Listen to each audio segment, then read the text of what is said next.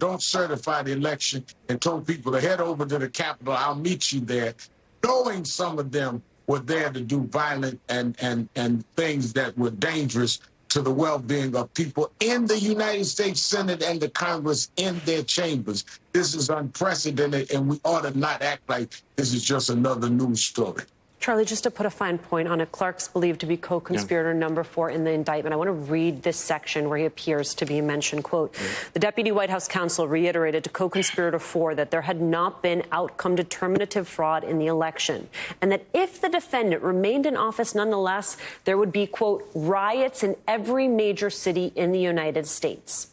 Co-conspirator 4 responded, well, deputy White House counsel, that's why there's an Insurrection Act. Your thoughts? Yeah, I was thinking about that passage when you were having the discussion.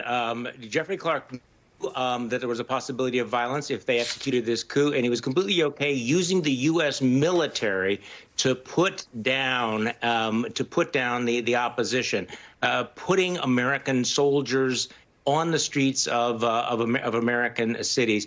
Look, to the Reverend's point, Donald Trump is telling us exactly what he intends to do. I am your retribution. He would weaponize the federal government to go after the people who he says have gone after him.